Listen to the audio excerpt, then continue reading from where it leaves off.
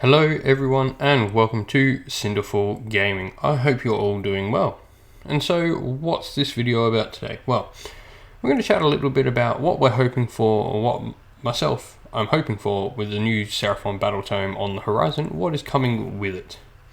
Now, we're not going to be talking about any models we wish are coming because we know what's coming with that sort of stuff. We know we're getting just a Battletome and the new amazing looking terrain piece, probably one of the best terrain pieces I think they've done, right up there with the Ossiarch Bone Reapers, Bone Type Nexus, and whatever this temple thing is, it looks pretty darn amazing, so I'm really happy with that.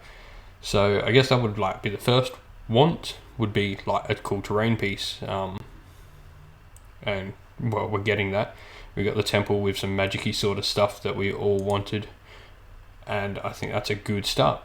So we're getting a Seraphon Battletome. So I've seen a lot of people get sort of, I guess, a bit upset that Seraphon aren't getting endless spells or aren't getting any new models or all that jazz. And we have to remember that we're not in the cycle of new armies. They're not a new army, we're just getting one of the updated armies at the moment.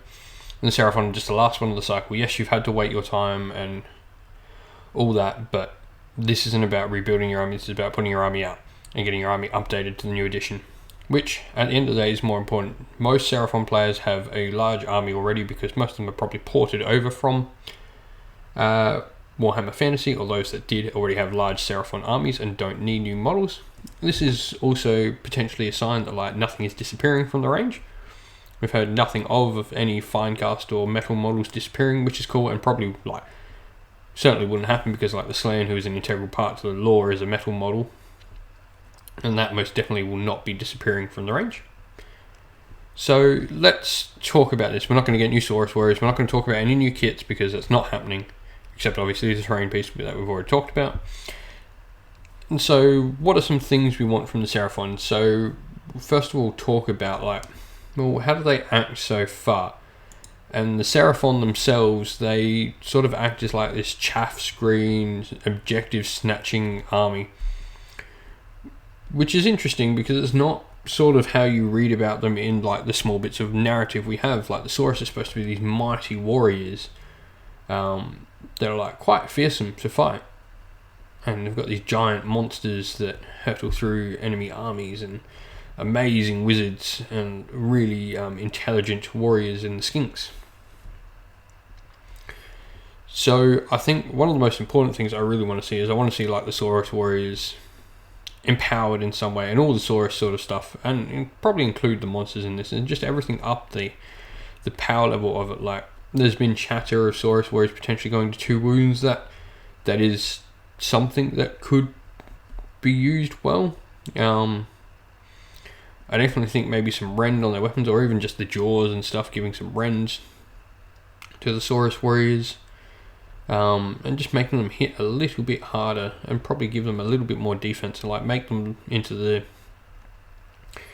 angelic daemon lizard man warrior things they are. I think that's something that most people want, really.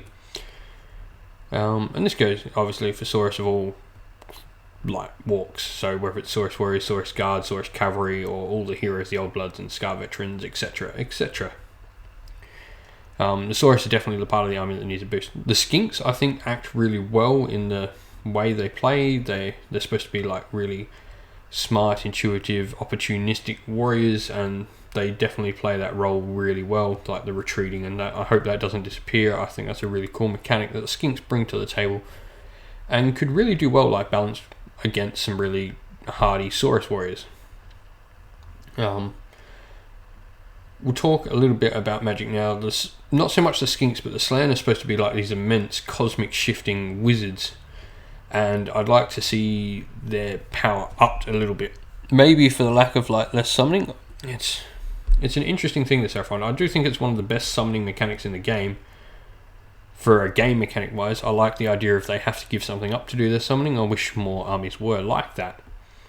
But in the case they are currently the only one that really sort of has to give up a lot of stuff to do summoning. Probably only them and Beasts of Chaos have to give up, sacrificing dudes for the altar and stuff. But I guess we could potentially do away with like the having to give up your spells. Like, it'd be really cool if these mighty wizards we had could be used as mighty wizards in the game. So that's something I really hope, like a really strong spell lore. We've seen sort of some inklings of it in the General's Handbook, that they've got some stuff, but like, let's further expand upon that, and potentially like, let's go 2 spell lores in the book would be a really cool thing, one for Skinks, one for Slan. And that gives your Skinks more options to do, like, I guess, more like movement, shenanigan, manipulative stuff, and the Slan to do much more of the empowering and that sort of jazz, the hexing and buffing. The monsters themselves, like, so the Seraphon don't have any massive monsters. While you can see sort of like in the picture I've got up, the Carnosaurs and Stegodons look quite large. They're actually, in comparison to like newer models, they aren't quite that big. But the Carnosaur is supposed to be like some monster hunter predator, so let's see that in its rules. And the Stegodons are supposed to be these hardy ancient war beasts. And so, I guess, like the last points I made, I think Seraphon suffer from some sort of like identity crisis. I don't quite. They're still stuck in AOS 1, like their rule wise. Model wise, let's forget about that. But the rules wise, like they're stuck in AOS 1 when like Saurus Warriors would have been good, like back in the days, and you know, when Retributors were the top dog. But nowadays, they just sort of need that level upped a little bit, just to compete in this newer age of Sigma. And so I don't really think, like, from a rules perspective, I don't really think there's much more I'd want to talk about. Like, they do have cool battalions, and the battalions that you can take are like really fluffy and like gets things on the table, like the Skink battalions with Pterodons, which are cool. People want to take that. There's a Thunderquake Star Host, which is monster mashy, and so that's really cool. Like the battalions and all that are really cool for Seraphon. I think they portray the army well, and they give you lots of options for ways you would want to run the army. Let's talk, I guess, next about a little bit of narrative. And so the Seraphon's narrative has always been a bit of a blur. People aren't quite sure what's happening, and really, like, I myself am quite a big narrative nut, and no one really is.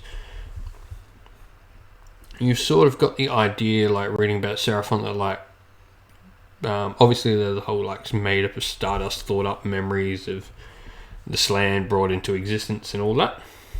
But you've been reading about ones that like exist and like don't have Slans around them, and we've known that is sort of because like eventually these dreamed up monster creatures that the Slan have thought up have like taken on a life of their own and stuff like that. And so we've got this little bit of a tidbit in the article, like Seraphon turning into Coalesce. So does that mean like physical beings? So we're going to see Seraphon become physical once more, and like not all of them. And I think that's quite a cool way to do it. Is that, and like when deciding the narrative of your army, it's like, well, who is actually coalesced and who is it thought? Who's been around for a long time and who's like just been thought back and remembered by the Slan? It really does pose some quite cool narrative. And I'd really like to see the like, well, why do they have the daemon keyword? Like, why is this explored and like written on their war scrolls? What makes them daemons? And so I really think that's something they can delve into. I'd also like to know about like what happened on those starships when the Slan took off from Malice, the old world, and have arrived in Age of Sigma. Like that time in between is like something really interesting for the Seraphon, because like the Slan are the same Slan that left Lustria for many parts.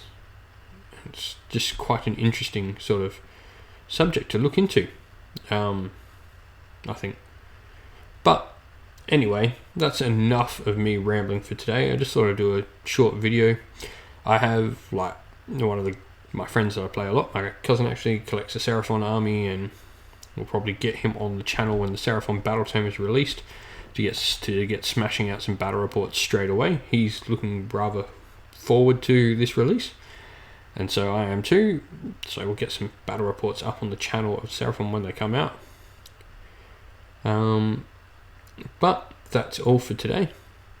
Just a brief little chat about what we think could happen, what we would like to see happen. Leave your thoughts and stuff down below, what you think about Seraphon and all that, and what you think they could do.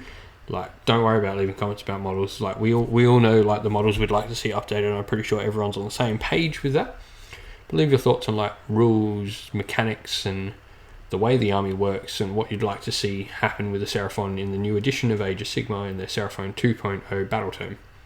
So leave those comments down below on what you think you'd like to see happen. Anyway, thank you all for joining. Don't forget to like and subscribe to the channel. You can find me at DanHammerNeo. And thank you all to our Patreons. If you'd like to support us on Patreon, you can find so at sinfulgaming/Patreon. And that is all for today. Ciao everyone, have a good day.